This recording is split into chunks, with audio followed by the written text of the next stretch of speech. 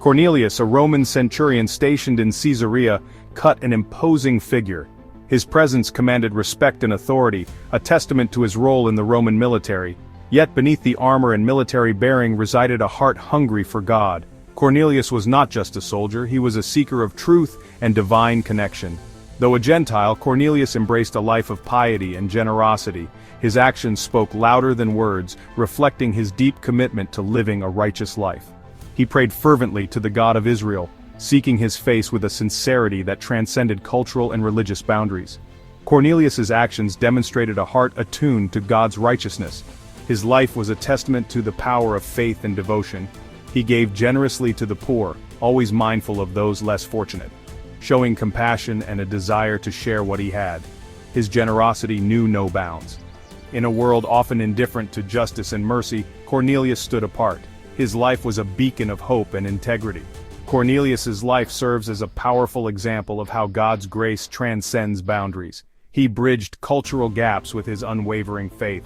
The story of Cornelius reminds us that God sees the heart. It is a story of divine recognition and acceptance. Cornelius's devout life, characterized by prayer and generosity, was a shining example of true devotion. Set the stage for a momentous encounter that would reshape history. His faith journey is a testament to the transformative power of seeking God. Meanwhile, in Joppa, the Apostle Peter experienced a vision that would shatter long-held assumptions about God's plan of salvation. As Peter prayed on a rooftop, a sheet descended from heaven, filled with all kinds of animals considered unclean by Jewish law. A voice boomed, instructing Peter to kill and eat. Peter, initially hesitant, argued that these animals were considered unclean. The voice replied, "Do not call anything impure that God has made clean." This powerful vision challenged the very core of Jewish identity and belief. Peter's vision indicated that God's grace extended far beyond the boundaries of ethnicity or religious tradition. This divine revelation prepared Peter for an encounter that would change the course of the early church. At that moment, while Peter grappled with his vision, he was deeply puzzled and sought to understand its meaning. Cornelius, a devout Roman centurion, sent messengers to Joppa, seeking the apostle's presence, as he had been instructed by an angel. Guided by an angel, Cornelius understood that God was orchestrating a divine appointment, a meeting that would bridge two worlds. Peter, prompted by the Spirit and his recent vision, agreed to accompany the messengers back to Caesarea, despite the cultural barriers. This was an unprecedented act, as Jewish rabbis typically avoided entering Gentile homes, adhering strictly to their traditions. Upon arriving at Cornelius's house, Peter witnessed a scene that would forever alter his understanding of God's work in the world. Seeing the eager faces of those gathered, Cornelius had gathered his family and close friends, eagerly anticipating Peter's message, hoping for a revelation from God. As Peter began to speak, sharing the good news of Jesus Christ, the Holy Spirit fell upon Cornelius and his entire household, a miraculous sign of divine approval. They began to speak in other tongues, praising God, just as the apostles had on the day of Pentecost, a clear indication of God's inclusive grace.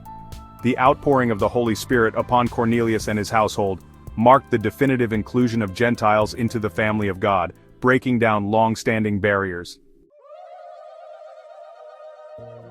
Section 4, Walls Broken Down, the Gospel's Universal Embrace.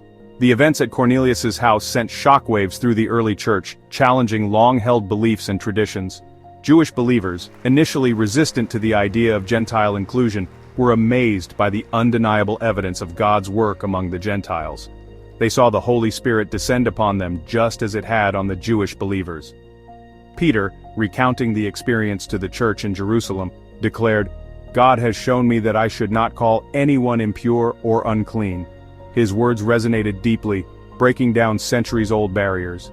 This declaration marked a turning point, paving the way for the gospel to spread rapidly beyond its Jewish origins. The message of Jesus began to reach the far corners of the Roman Empire.